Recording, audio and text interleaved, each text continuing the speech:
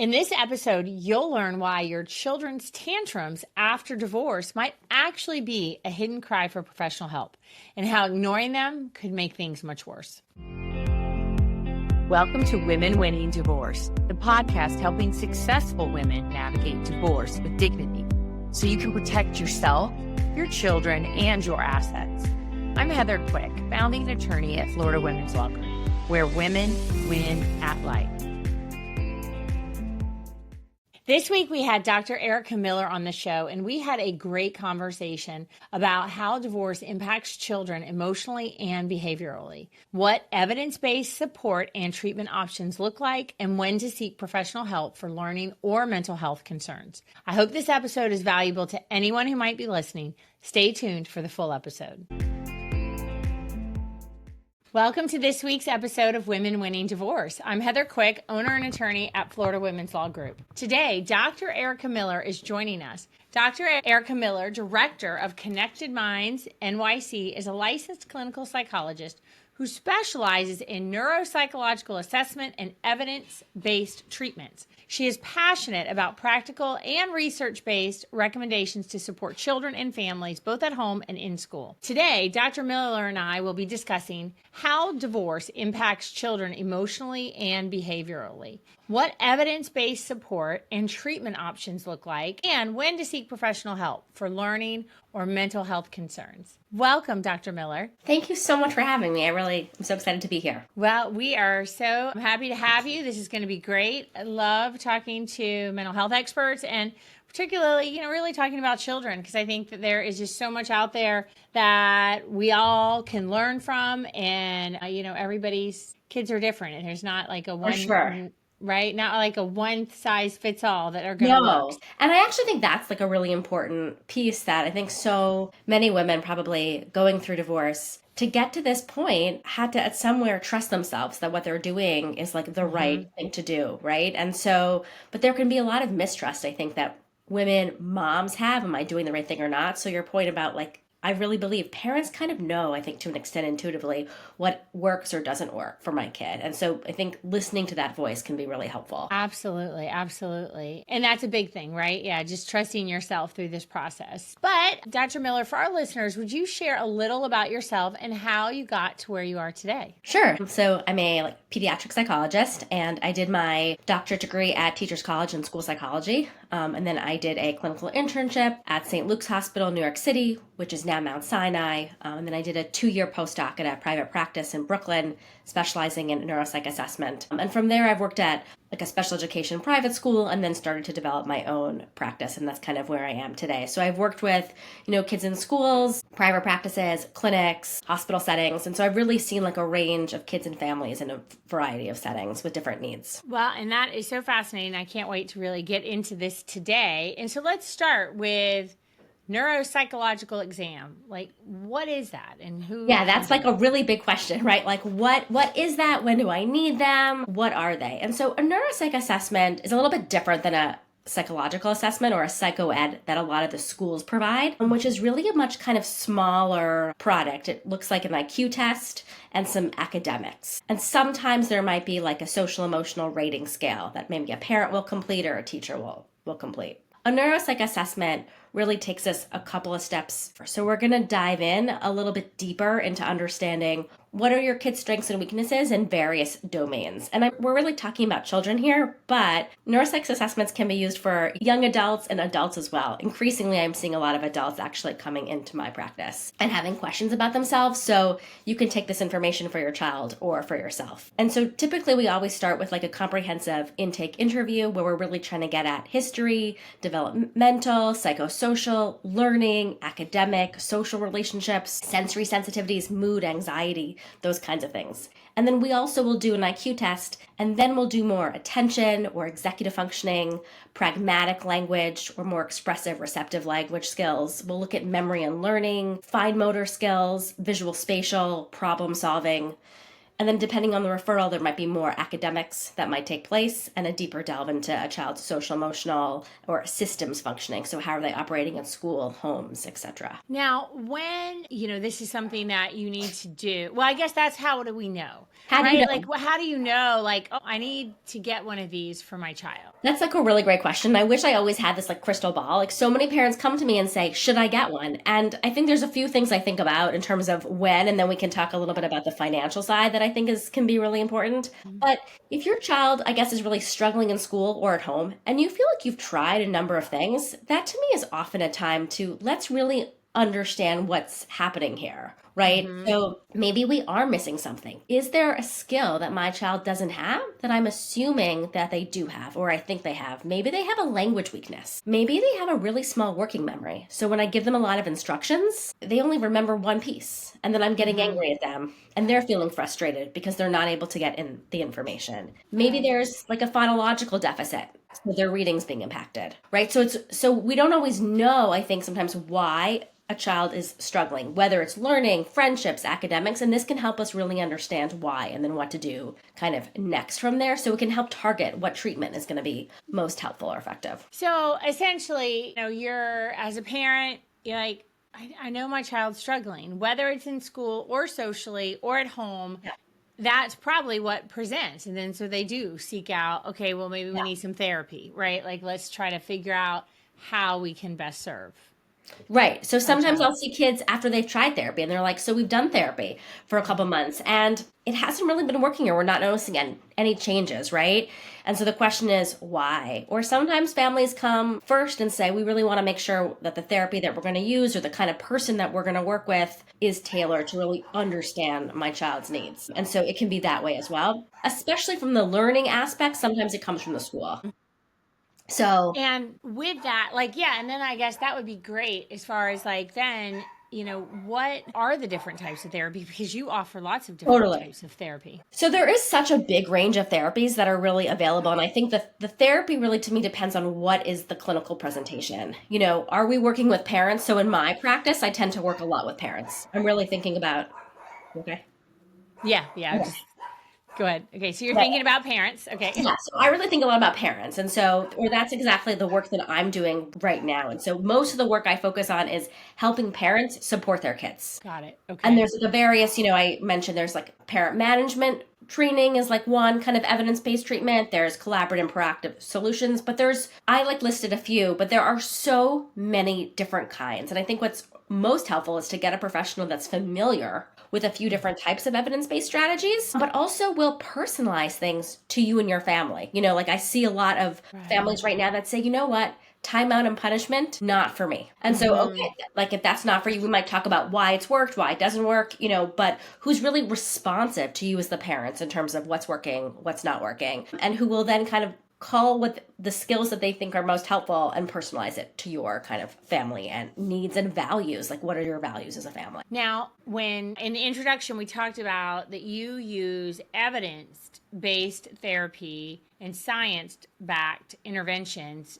What does that mean? What does that mean? Yeah. So basically that means that I'm really looking at pulling treatments that have research behind them, showing some kind of symptom reduction. These are tools that have been validated, that have outcomes that have been tracked. So, yes, it's what I also experience working with the families that I work with. Lots of clinicians you'll hear will say, oh, I like this one, or I like this one a little bit better, might match with our own style. But I'm really not just kind of saying, oh, this is what I think works, but really what I'm going to the research and saying, this is what has been empirically validated. So a non-evidence-based treatment would really doesn't necessarily mean that they're bad per se. It just means that they don't have research yet. And so I think science is all the time coming out with new things, and it doesn't mean don't do it or it won't be helpful. There's, so many families doing different kinds of new treatments out there who want to try something. And I think that that's great and they should be allowed to try that. Sometimes I get nervous when I see these programs that kind of promise the world out there. They're often very expensive and time consuming and don't have research behind them, or the research done is only in-house and there's not another, peer reviewed study or another blind study done by somebody else. And so sometimes that makes me a little bit nervous to endorse that in a so when after I do a neuropsych assessment, I always give recommendations. And so for me, I have a hard time recommending something that I don't know is empirically validated, that there's no research behind that. but I understand parents who would want to do anything to support their kids. Like, wouldn't we all? And so I just want them to really understand, though, what they're maybe getting themselves into and to have reasonable expectations. I think that's so helpful because it's really hard, right? We as parents love our children, are trying to do the very best thing. And sometimes I'm sure there can be, like you said, the promise of something, you're just so hopeful that you're willing to even put the money down, and it may not be research based, and maybe that's not the first place to start, right? You should maybe start at some tried and true, some things that based on the research ought to work. That right. are known to work. And I also think for families thinking about what are the goals? Are my goals realistic for my kids? So, if listen, I have a first grader who was having a little bit of like a reading problem at the start of this year, and I had to have reasonable expectations. She can't go from not reading to reading a chapter book in 6 weeks necessarily. Like that would be too big of an expectation. Or a child who's very, very anxious. They might not go from sleeping in their parents' bed every night because of their anxiety to then saying, you know what, yes, I'm going to go on sleepovers all the time, right? We have to have, I think, reasonable expectations as parents and be thinking about where's my child starting from. Not necessarily where I want them to be, right? Like what is appropriate for my kid. This goes back to like knowing your kid. Right. Now, let's talk about, parenting support, because you offer parenting support. Yeah. And what is that, and how does that tie into divorce? So to me, I think like divorce can be a really big change that families are kind of going through. I'm sure you've worked with a lot of families who maybe have tried couples counseling in the past, right? They're really like parenting support. I think the way it ties to divorce most is that we're trying to figure out how do we help parents be on the same team here to support their kids through these changes. And not just the changes, but also just to support their kids' development generally as well, right? Like their parents at the end of the day trying to do the best that they can for their kids. And so and I think oftentimes this comes up with divorced parents, non-divorced parents. Parents don't always agree. They don't always have the same approaches. They don't always have the same styles. They don't always come, right? I think the way in which we were parented can often affect the way we parent, right? Our values. And so there's parenting support around helping parents make, thinking through what are the decisions I'm making? How am I coming to these decisions? How can we parent in alignment? I think this is especially true if you have like a neurodiverse kid or a child that is more anxious, that you're really thinking about, well, my kid needs consistency probably, right? And how do we sort of parent as much as we can with similar values and styles? Two people are obviously going to be different, right? It's never going to be the same. Right. But like, are we in agreement with what we're doing for our child? Which, that I think even in a healthy, intact marriage can be a challenge. It's so hard. Yes, no, I think the parenting sessions are some of my hardest sessions and often end up feeling like couples counseling a little bit, right? Like no matter what, because they have to work together for this joint child and of course have different ideas and come at problems and challenges in different ways.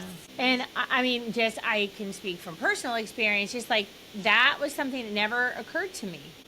Probably should have. I mean, I wasn't a divorce attorney when I got married, and not even really when we first started having children, but like I never thought about, I'm going to have to like get his agreement because I'm like, that seems odd to me, right? Like I think we're going to just do it my way. Right.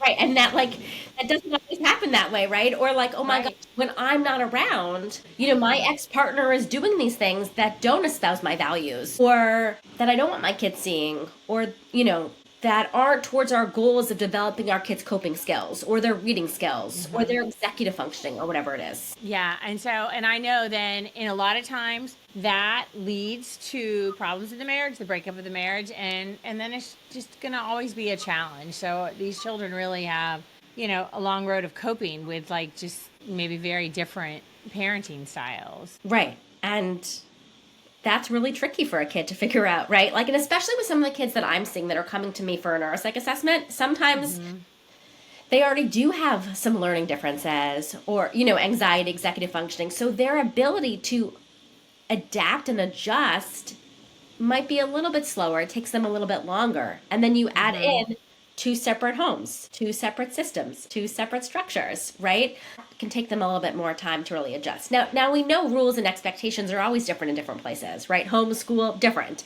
Office, home, out with friends. I even think about different kinds of restaurants have different rules to them, right? We want kids to be able to code switch and learn the difference.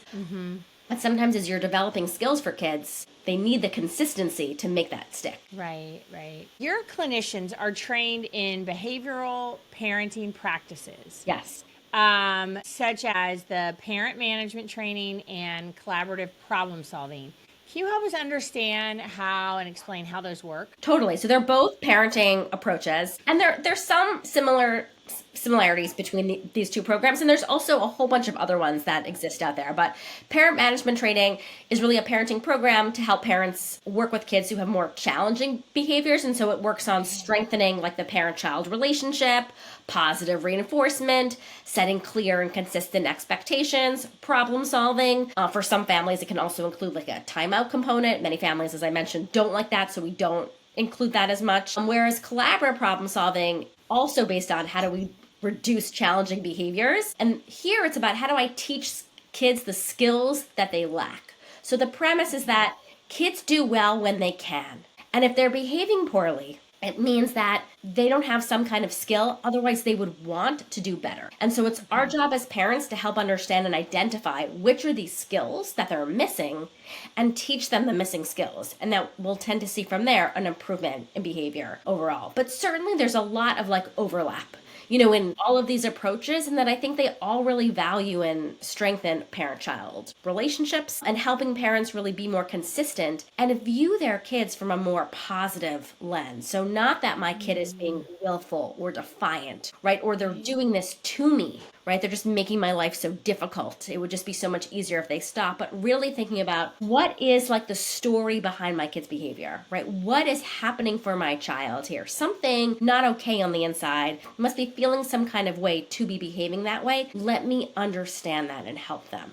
The way in which we frame our kids' behavior can change a lot about the way in which we then, I think, approach them and respond to them. And I think that's so important because it's so hard, right? And I think, like you said,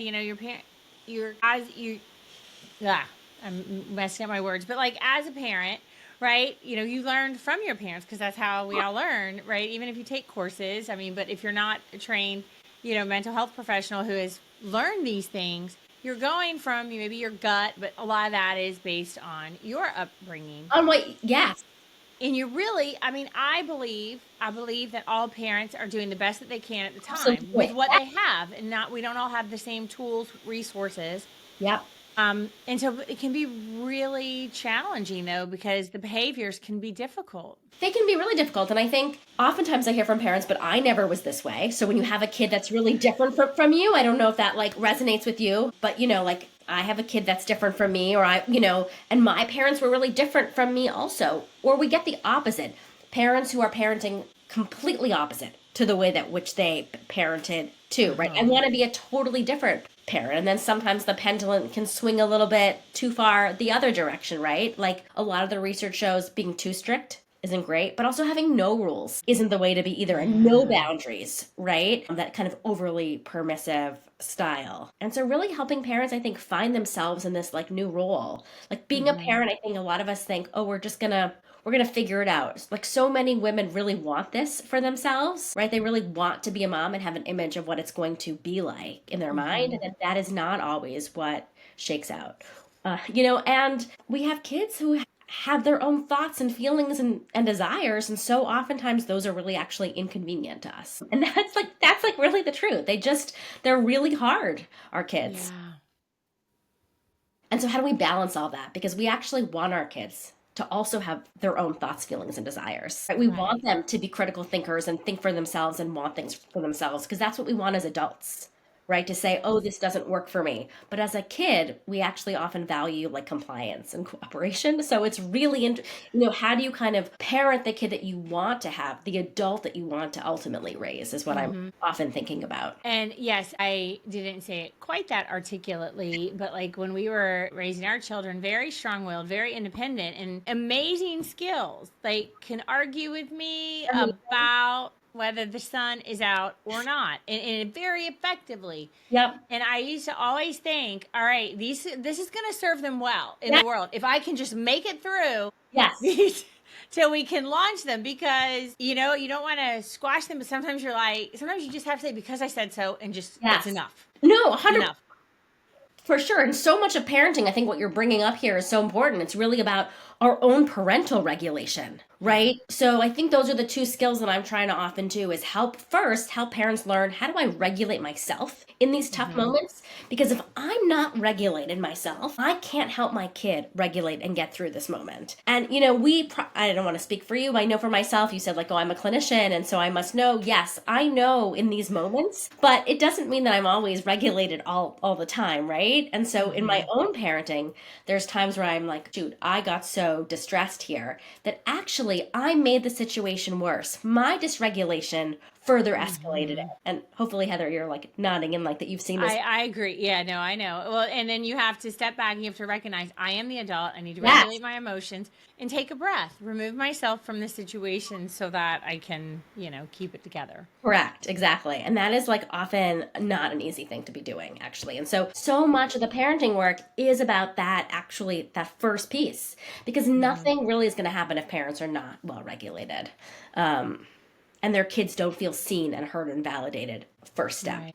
Now, you're also trained in supportive parenting for anxious childhood emotions. So I'd want to really unpack that and I also want to ask you, do you think our kids are more anxious, or maybe society as a whole, like there's just more anxiety and, for whatever many reasons than maybe, prior, like the past. when we were We're growing certainly talking about it a lot more, right? There's that new book out there, The Anxious Generation. I think we are talking about anxiety and feelings so much more. I mean, didn't talk too much about feelings in my, family abortion growing up. No, Too. And now there's so many more like social emotional learning curriculums. Schools have them. They're teaching kids about distress tolerance, mindfulness, emotion regulation, interpersonal effectiveness. I don't think we ever really talked about these things at all as a kid, right? And so it's hard to know. Is it just more? Maybe. Are we also more aware, catching things, sooner? Probably a combination of things. So space is really for kids who are anxious or have OCD. And this is also a parenting approach that can be used in conjunction with kids who are in therapy themselves, or sometimes we see as kids who don't want to be in therapy, right? They're refusing.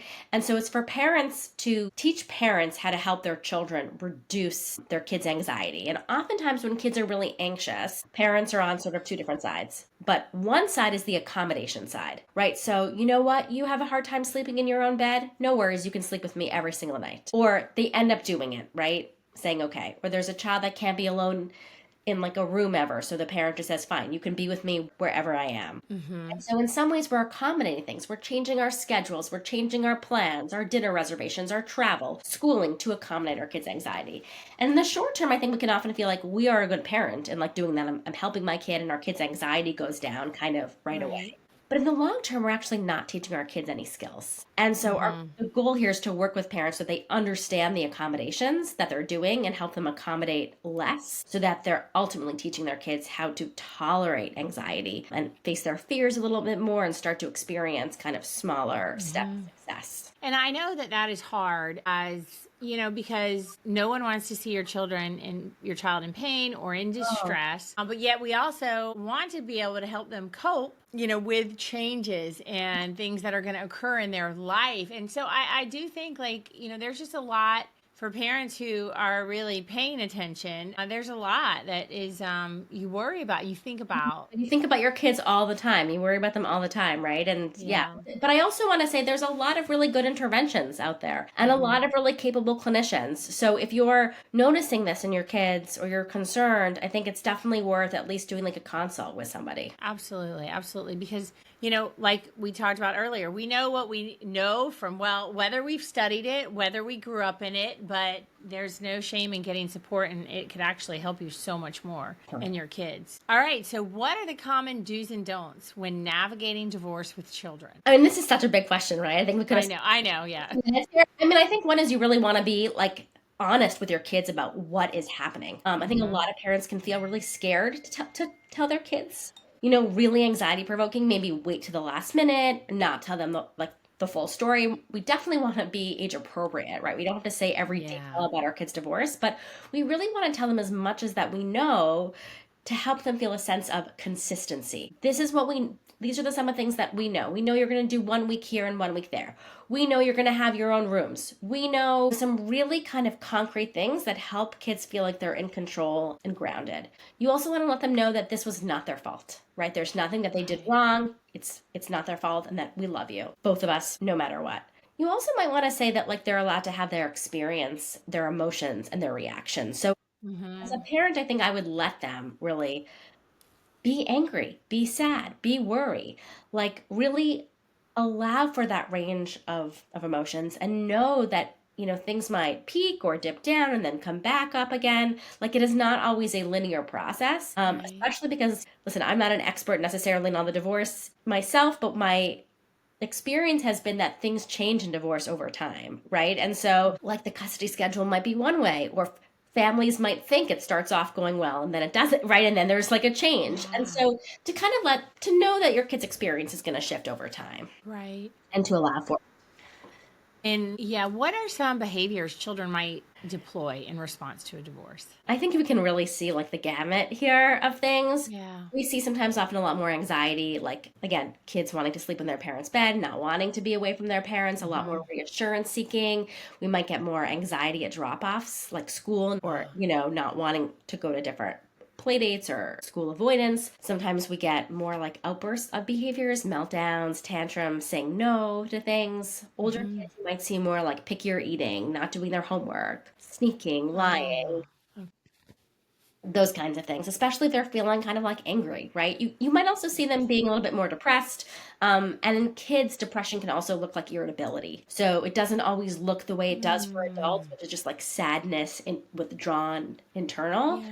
So just kind of, those are some things that I would look out for, like change in grades, change in friends, as well as some like things to be like noticing. Yeah, that's because they're gonna have some different change of behavior. Their life that's a massive change. It's a massive change. And to expect, I think, something different from kids is really unfair as well, right? I sometimes think we expect more from kids than we do from adults, actually. Like, we just think you're going to be better able to go with the flow, or it doesn't impact them. And I guess one thing that would be important for parents to know is that it's okay if your child's divorce has some impact on them. Like, that it doesn't mean you're not doing a good job. It doesn't mean you're not protecting your kid or you're not a good parent. Right? This is part of the process. And they are going to learn skills through this. And coping, but expect to see some changes and big feelings through this. Yeah, and part of this, it's been a while since I was in this particular situation, but I think I just want our listeners to hear this, is that from the judge's standpoint, and depending on what side, is arguing for what, they'll be like, children are resilient. They can just do whatever. They're going to be fine. They will adapt like that. And that can be really, really hard for parents to hear. And I don't think it's true for all children. I think eventually with the right support and the right communication with your child, they will be okay. Like, they will. But, I just want our listeners to know, and that's why getting therapy, just for you as the parent, how do I deal with these things? And maybe for your child, so that they're a bit more equipped. Absolutely.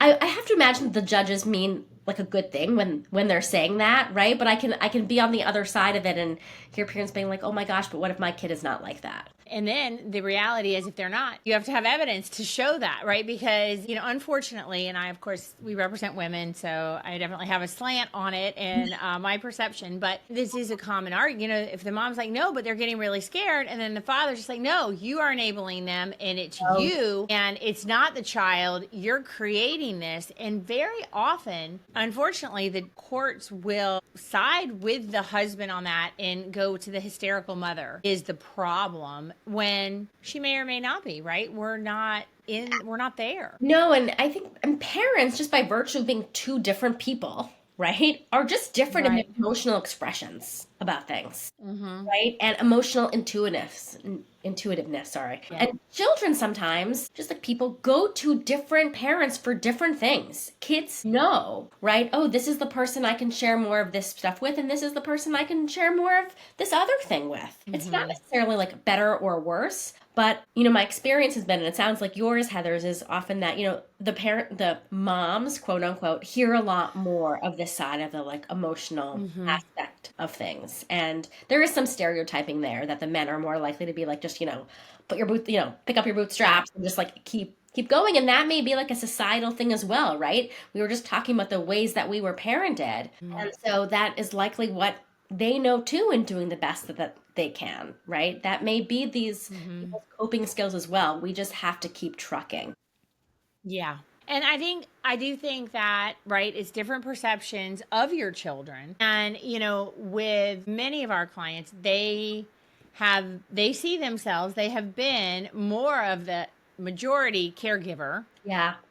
They're more involved, they're more in tune with the nuances with their children. And so it's easier for them to communicate that. But and that's why for our listeners, that's why getting help, therapy, understanding what's going on. Not that we want to, not that I know that the doctors like Dr. Miller want to go to court. However, we need some objective proof, some objective, insight into what is going on and what could help the child, because I think both parents are coming at it through their lawyers, like do this, do that, yet we certainly aren't experts in children rearing. There are forensic evaluations. I don't know if you've ever had to do one in the past. We do a lot of different types of investigations, exams by children, and it really does just depend often because, a common thing is, again, may be stereotypical, but we represent women only, so I see it from that lens, right? But when the child is having difficulty and they don't want to see dad and they don't like dad, the court system immediately is like, it must be mom's fault, right? She must be doing this, rather than giving the child some credit for maybe they've seen this behavior and maybe they don't have a relationship. And so that's when definitely therapy is necessary, because the child needs a safe space. Process. And then often it turns out, no, you've just not been being a good parent, dad. And maybe you, or the way you've been treating the mom, it's not that she's saying anything. Children see things, they understand what's going on. And a lot of times, only through an expert or an evaluation can that really come to light in the court system. That makes sense. And those are really forensic evaluations, which is actually not something that I provide or have like expertise in. But when families do call me with this, I always try to then refer them out to a forensic psychologist.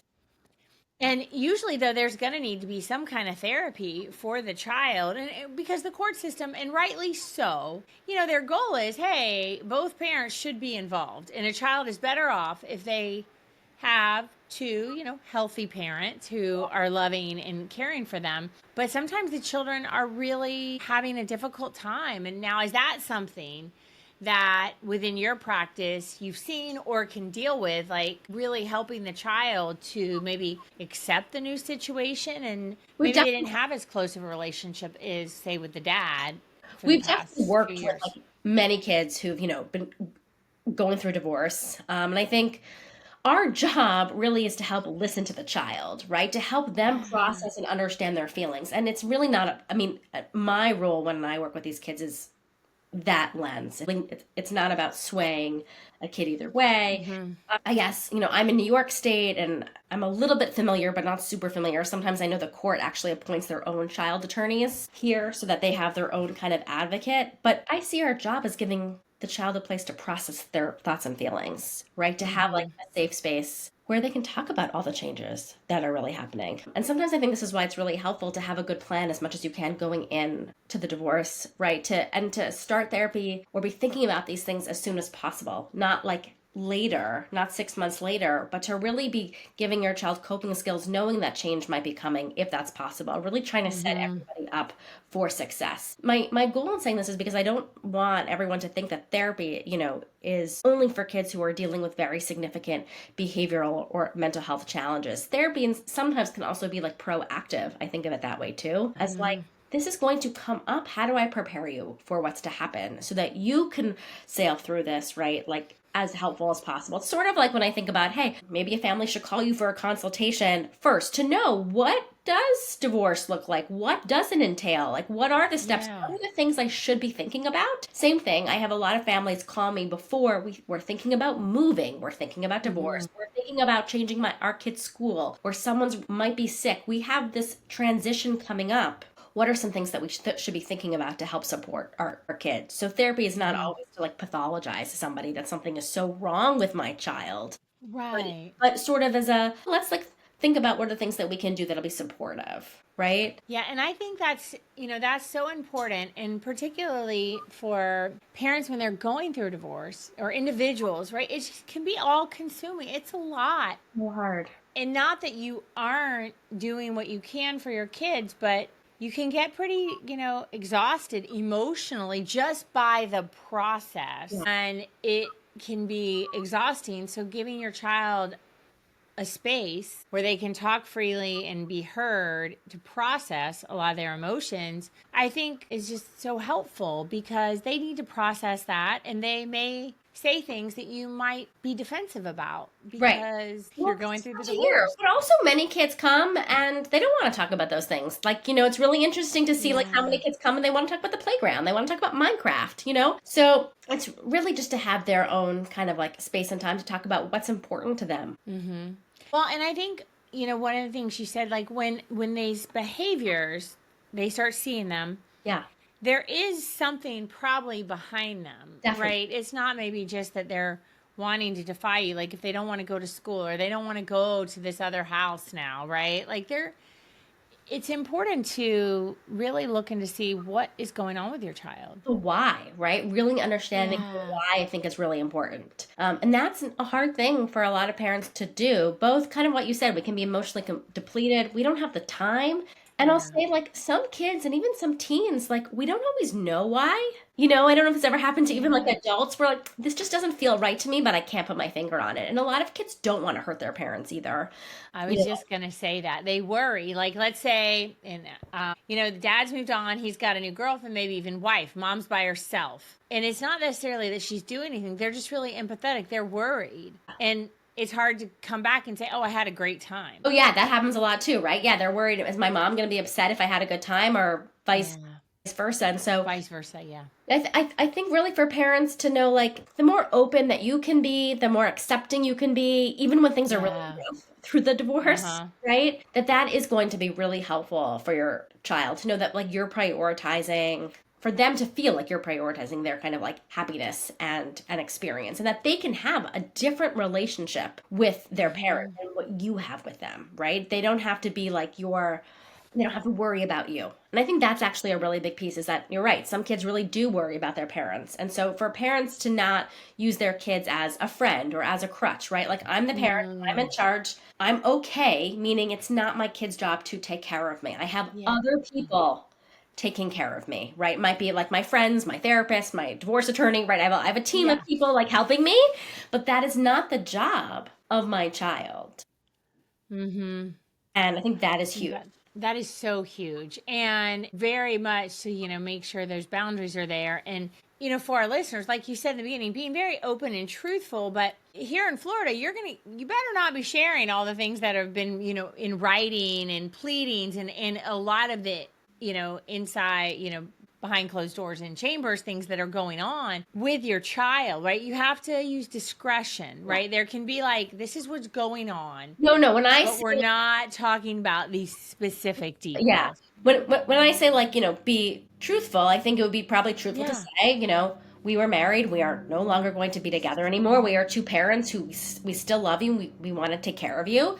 This is what your living situation is going to look like. This is the way we are going to handle maybe birthday parties or graduations or things like that as best as we can. These are some things that are going to change, though. These are some things that are going to stay the same. But of course, not all those details, but I think it can be so hard sometimes, when I think it's hard, and especially when they're older in the adolescence and they're asking, right? The kids are they want to know.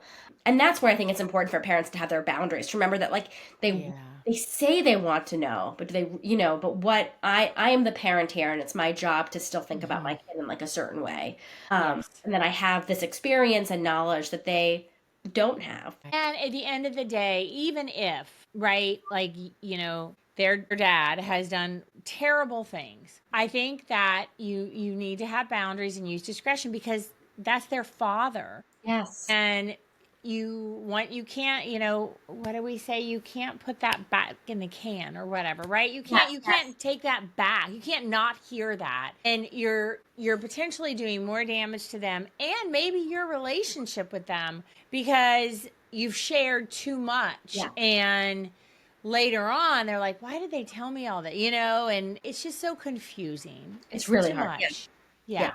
But anyway, that happens sometimes. And I wanted to get you to, your opinion on that, because I think that, again, that's, there are a lot of things that are difficult and Definitely. when people are going through this. And when you're talking about teens as well, it's like the teens are, the role of a parent changes sometimes. Right. And I think so parents are trying to navigate that. And then I have this other change and how do I figure out where those boundaries are, but really trying to remember where the boundaries are, I think at the forefront.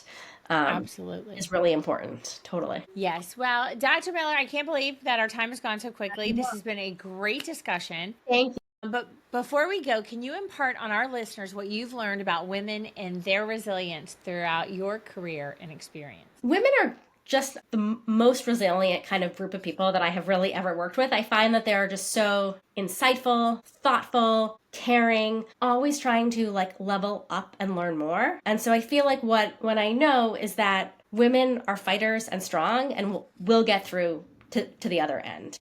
Mm-hmm. They're great community organizers often also, and really good at amassing really positive teams around them to help them succeed. And so, I have full faith in the women listening to this that, if you have kids who are struggling or you're going through this, you will figure out a way to get to the other side and to kind of trust your instinct, seek support.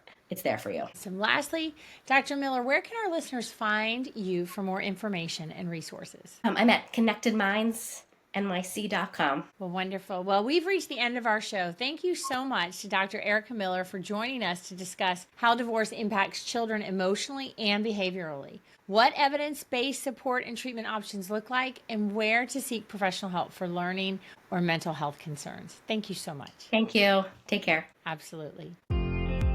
Listeners, if you or someone you know in the Northeast Florida area is going through or even thinking about divorce, you're not alone. Taking that first step can feel overwhelming, but it doesn't have to be. Our newsletter is filled with actionable advice tailored to guide you through this process. By signing up, you'll gain the tools to face the unknown with courage and see if we're the right fit to support you during this life-changing time. Don't wait. Click the link in the show notes, fill out the form, and take the first step toward building a brighter future today.